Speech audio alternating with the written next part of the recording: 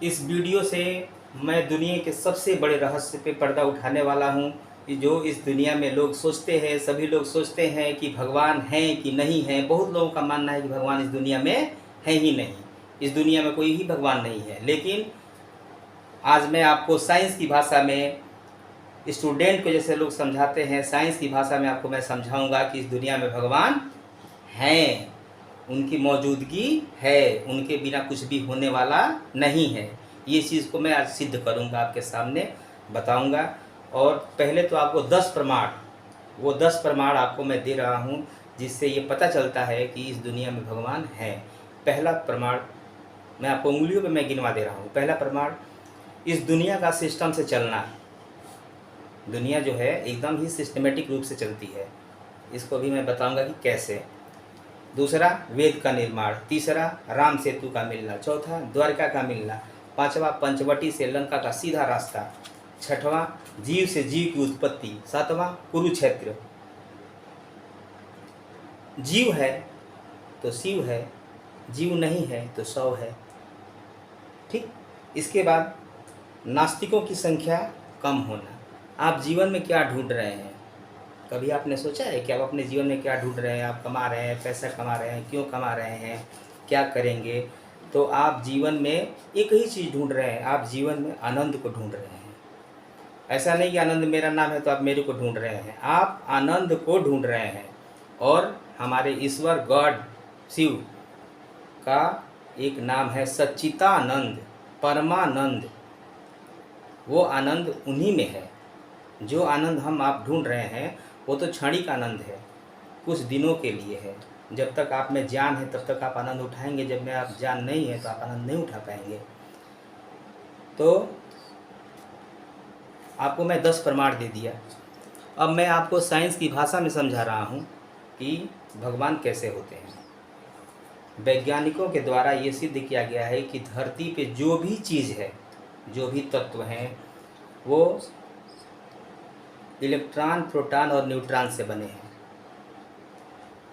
अगर हाइड्रोजन है तो उसमें इलेक्ट्रॉनों की संख्या कुछ और है, अगर नाइट्रोजन है तो उसमें इलेक्ट्रॉनों की संख्या कुछ और है, लेकिन है वो नाइट्रोजन, और नाइट्रोजन में वो इलेक्ट्रॉन ही है, ऑक्सीजन में इलेक्ट्रॉन ही है, हाइड्रोजन में इलेक्ट्रॉन ही है। जितने तत्व हैं इस दुनिया में, जितने तत्व मिले हैं, सब में एक ही चीज़ है, इलेक्ट्रॉन, प्रोटॉन और न्यूट्रॉन। और इलेक्ट्रॉन की सिर्फ तत्व का रूप बदल रहा है, तो उसमें क्या बदल रहा है कि इलेक्ट्रॉनों की संख्या बदल रही है। अगर 2 इलेक्ट्रॉन है तो वो तत्व कुछ और है, 4 इलेक्ट्रॉन है तो वो तत्व कुछ और है, 10 इलेक्ट्रॉन है तो तत्व कुछ और है। तो कुल मिलाकर के वैज्ञानिकों ने भी ये बता दिया, सिद्ध कर दिया कि ये इलेक्ट्रॉन से ही बना हुआ है और इलेक्ट्रॉन की संख्या भिन्न है, इलेक्ट्रॉन भिन्न है।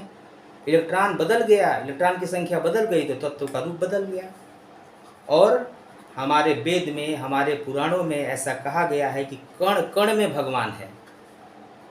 तो क्या ये सिद्ध नहीं होता कि कण कण में भगवान है? वो इलेक्ट्रॉन क्या है? इलेक्ट्रॉन भगवान ही है, इलेक्ट्रॉन भगवान ही है, उसी इलेक्ट्रॉन से सब कुछ बना हुआ है। ये बिल्कुल सत्य बात है। इसके बाद एक और मैं चीज़ पे आपको फोकस डाल रहा हूँ, जीव से जीव की उत्पत्ति।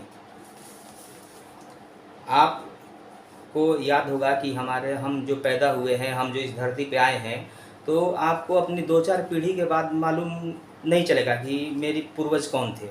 आपको कुछ नहीं मालूम चलेगा, 2-4 पीढ़ी तक का ही मालूम होगा, इससे आगे किसी को मालूम नहीं होगा। तो आप सोचिए कि आपकी पैदाइश आखिर शुरुआत में किससे हुई? क्या पत्थर से हुआ? किसी इंसान से ही तो हुआ, किसी जीव से ही तो आपकी उत्पत्ति हुई है। वो जीव कौन है जिसने आपको यहाँ पे, यही नहीं पता कि पहले मुर्गी की पहले अंडा, यही नहीं पता कि पहले आदमी पहले बड़े रूप में आया कि पहले छोटा रूप में आया, कुछ नहीं पता है। इतनी बड़ा रहस्य, इतना बड़ा रहस्य जो आपको पता ही नहीं है, और आप एक लाइन में कहते हैं कि भगवान तो है ही नहीं है। भगवान तो है, भगवान ही इस सृष्टि को चला रहे हैं। और आपके जो 2-4 पीढ़ी, आप ऐसा मानते हैं कि मैं अपने पूर्वजों की संतान हूँ, तो 2-4 पीढ़ी पहले के जो आपके पूर्वज होंगे, अगर उनको भी अपने पुराने जगह पे आप ला दोगे तो वो नहीं पहचान पाएंगे कि ये मेरी बस्ती है, मैं इसमें रहा हूँ, मैं इसी में कभी 100 साल तक मैं वास किया हूँ, इसमें मेरे बाल बच्चे, वो बिल्कुल पहचान नहीं पाएंगे कि ये मेरी बस्ती है। ना उनकी कोई निशानी मिलेगी, कोई निशानी उनकी नहीं मिलने वाली है। लेकिन भगवान इस धरती पे आए हैं, इसकी अनगिनत निशानियां हैं, जिसको अमेरिका का नासा भी सिद्ध करता है, अमेरिका भी मानता है।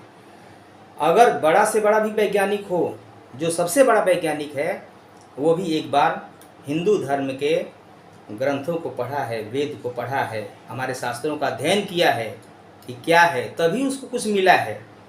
जब वो खोजते खोजते हार गया, उसकी बुद्धि काम करना बंद कर दी, क्योंकि ऐसा कहा जाता है कि जहाँ से मेडिकल ख़त्म होता है, जहाँ से साइंस ख़त्म होता है, वहाँ से अध्यात्म शुरू होता है। तो आप ये समझिए कि अगर उनको हम ला दें तो वो नहीं पहचान पा रहे हैं, लेकिन भगवान के मौजूद होने की उपस्थितियाँ आज भी दर्ज है, आज भी देखने को मिल जाता है इस दुनिया में, इस सृष्टि में। आप सृष्टि को देखिए तो आपको ऐसा नहीं लगेगा कि इसको कोई नहीं चला रहा है। बिल्कुल सब कुछ सिस्टम, सभी ग्रह अपने जगह पे हैं, सूर्य चांद तारा सभी अपने जगह पे हैं। ये प्रकृति की इतनी सिस्टम से है कि आप देखोगे तो आपको लगेगा कि कोई तो क्रिएटर है, कोई तो चला रहा है, इसको चलाने वाला कोई तो है। इसको देखने से ही मालूम चल जाता है। दूसरी बात, एक सबसे बड़ा वैज्ञानिक था, मैं शॉर्ट में बता रहा हूँ, जिसने स्काई लैब का निर्माण किया था। स्काई लैब अमेरिका का सैटेलाइट था, और जब वो गिरने लगा, वो बहुत बड़ा नास्तिक था, वो भगवान को नहीं मानता था। वो सैटेलाइट जब गिरने लगा, जब पता चला उसको कि अब दुनिया को का खात्मा हो जाएगा, इससे ये धरती के ऊपर आके गिरेगा और बहुत बड़ा विनाश होगा, और सारा इसका श्रेय मेरे सर पे आएगा। जब वो बिल्कुल हार गया तो अंतिम समय में भग के एक चर्च था, वो चर्च में गया और कहा कि भगवान आप ही हो, आज से मैं आपको मानता हूँ और आप ही रक्षा करो। और जैसे ही वो चर्च में गया, स्काई लैब गिरा तो, लेकिन जाके वो समंदर में गिर गया, धरती पे नहीं गिरा, समंदर में गिर गया। उस दिन से भी वो भगवान को मानने लगा, इजीली मानने लगा भगवान को। तो कहने का मतलब ये है कि भगवान ही इस दुनिया को चलाते हैं। उनके रहने का, यहाँ पे आने का भी प्रमाण है, जो कि बिल्कुल सही है, सटीक है और उस प्रमाण संगत है। एक बात मैं और आपको बताना चाहता हूँ कि रावण जब पंचवटी से सीता मैया का जब अपहरण किया था, तो लंका ले गया, तो वो जगह जगह अपना सब सामान वगैरह जब डाली थी, तो जब गूगल का ज़माना आया, तो गूगल मैप से जब उसको देखा गया, तो देखा गया कि अरे ये तो बिल्कुल हवाई जहाज़ का ही रास्ता है, एकदम वो हवाई जहाज़ का सीधा रास्ता है, कहीं टेढ़ा मेढ़ा नहीं है। तुलसीदास को कैसे पता कि ये एरोप्लेन से या पुष्पक विमान से ले गया है?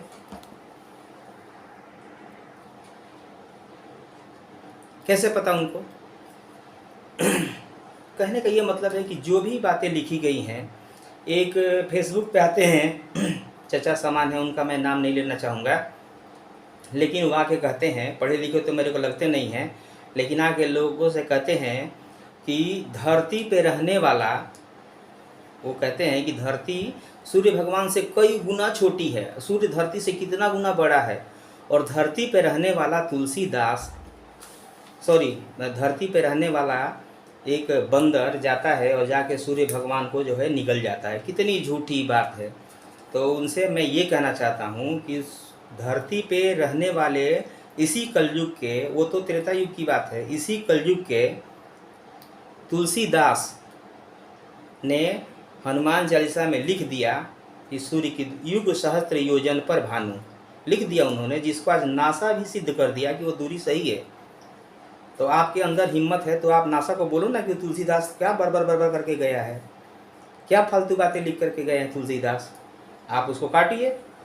आप ऐसे एक लाइन में आके कहते हैं आप समाज को तोड़ते हैं, आप समाज में बदरेशन फैलाते हैं, और आप रामायण को गलत कहते हैं। भगवान को नहीं मानना है, आप नहीं मानो, लेकिन इसको आकर के आप चर्चित करना कि आप सिद्ध करने पे लगे हो जो आपके बस का है नहीं, उस चीज़ को आप सिद्ध करने पे लगे हो। और आप ऐसे ऐसे तर्क देते हैं कि जिसके सुनने के बाद दिमाग खराब हो जाता है। तर्क तो हर चीज़ का है भाई। आपसे एक बात और मैं बता रहा हूँ कि कानून, हमारे संविधान को लिखने वाले हैं भीमराव अंबेडकर, जिनका नाम है। और उन्होंने जब कानून लिखा तो तब से लेके आज तक पता नहीं कितना उसमें संशोधन हो गया, पता नहीं कितने उसमें बदलाव हो गए, और पता नहीं कब तक होता रहेगा, ये कोई ठीक नहीं है। लेकिन एक बात मैं बता रहा हूँ कि वेद का निर्माण जब से हुआ तब से लेके आज तक कोई माई का लाल पैदा नहीं हुआ जो वेद में संशोधन कर दे, जो वेद की बातों को काट दे। ऐसा आज तक हुआ नहीं। और वेद को आप पढ़ोगे तो आपको लगेगा, मैं भी वेद बहुत कम ही पढ़ा हूँ, मैं कोई ज़्यादा नहीं पढ़ा हूँ, क्योंकि वो बहुत बड़ा चीज़ है। आप उसको पढ़ोगे तो आपको लगेगा कि अरे इसमें तो कुछ छूटा ही नहीं है, इन्होंने तो सब चीज़ का वर्णन कर दिया है, इसमें कुछ भी बाकी नहीं है। और वास्तव में अगर आप उसका अध्ययन करोगे तो इस संसार में, इस दुनिया में ऐसी कोई वस्तु नहीं जिसके बारे में वेद में नहीं लिखा गया है। हर वैज्ञानिक किसी प्रश्न का उत्तर जब हार जाता है तो उसको आकर के उसका आंसर हमारे वेद में मिल जाता है। यही सच्चाई है। और आज भी मैं एक बार नहीं, मैं 100 बार कर रहा हूँ कि जो भी वैज्ञानिक सर्च कर रहा है, जो रिसर्च कर रहा है, वो पहले हमारे ग्रंथों का अध्ययन भी कर रहा है, इसमें कोई दो राय नहीं है। तो अच्छा, एक बात और मैं आपको बता रहा हूँ, सबसे बड़ा उदाहरण, चलिए सब बातों को छोड़ दीजिए, सबसे बड़ा उदाहरण मैं आपको ये दे रहा हूँ कि आप सोचिए कि आप अपने जीवन में कमाते हैं, भाग दौड़ करते हैं, ये करते हैं, वो करते हैं, किसके लिए करते हैं आप जीवन में क्या ढूंढ रहे हैं? आपको क्या चाहिए? पैसा चाहिए तो भी आपको चैन नहीं है, पैसा मिल गया तो भी आपको चैन नहीं है। अंबानी से जाके पूछिए, अडानी से जाके पूछिए, क्या उनको सब कुछ मिल गया? उनका भी जवाब होगा अभी बहुत कुछ बाकी है। उनको क्या चाहिए भाई? पैसा था है उनके पास, पैसा की कोई कमी नहीं है। तो आप ये समझिए कि आदमी जो भी पैसा कमाता है, जो भी दुनिया में करता है, वो एक चीज़ को पाने के लिए करता है, वो है जीवन का सुख, जीवन का आनंद, जो कि उसको नहीं मालूम है कि हमारे भगवान शिव का एक नाम है सच्चिदानंद परमानंद। सच्चा आनंद, सही आनंद तो उन्हीं के पास है। इसीलिए कहा गया है कि आपका दिल किसी भी चीज़ से भरा नहीं जा सकता है, किसी भी सुख से नहीं भरा जा सकता है। आप अपने रूम में एसी चला लो, बड़ी बड़ी गाड़ियाँ रख लो, खूब सारी सुख सुविधा कर लो, फिर भी आपको कुछ ना कुछ चाहिए। क्योंकि हृदय, मनुष्य क्या हृदय इन चीज़ों से भरने के लिए तो बना ही नहीं है, वो तो बना है परमात्मा को पाने के लिए। जब तक वो परमात्मा को पा नहीं जाएगा तब कि उसके जीवन में आनंद संभव नहीं है। और सबसे बड़ी बात है कि आप अपने जीवन में सुख को ही तलाश रहे हैं, और सच्चा सुख तो उन्हीं के कदमों में है, उन्हीं के चरणों में है। हम लोग यहाँ आए हैं। अगले वीडियो में मैं आपको ये भी बता दूंगा, अगर भक्ति लाइन में, वैसे तो मेरा ये एजुकेशन का चैनल है, लेकिन भक्ति लाइन में अगर आपको ये वीडियो थोड़ा अच्छा लगे तो इसको लाइक कर दो, सब्सक्राइब कर दो, ताकि और भी आप मेरे चैनल देखते रहिए।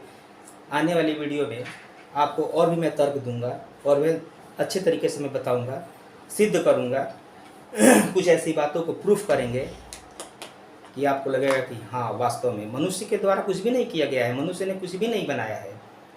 मनुष्य आदमी के अंदर प्राण डाल ही नहीं सकता है, स्किन बना नहीं सकता, ब्लड बना नहीं सकता, हार्ट बना नहीं सकता, किडनी बना नहीं सकता।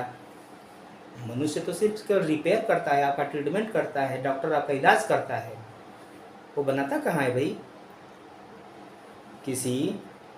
कभी आपने सुना है कि किसी पत्थर से किसी का जन्म हो गया? नहीं सुना। जब भी जन्म होता है तो जीव से ही जीव का जन्म होता है, और उस जीव को बनाने वाला कौन है आपको पता नहीं है, ना आपको कोई पता चल पाएगा। तो जीव को बनाने वाला कौन है? ईश्वर है। ईश्वर ही जीव को बनाता है, ये बिल्कुल ध्रुव सत्य है। अगर आपको ये वीडियो अच्छी लगे तो आप इसको लाइक कर दीजिए, सब्सक्राइब कर दीजिए, और बेल आइकन को भी दबा दीजिए। धन्यवाद।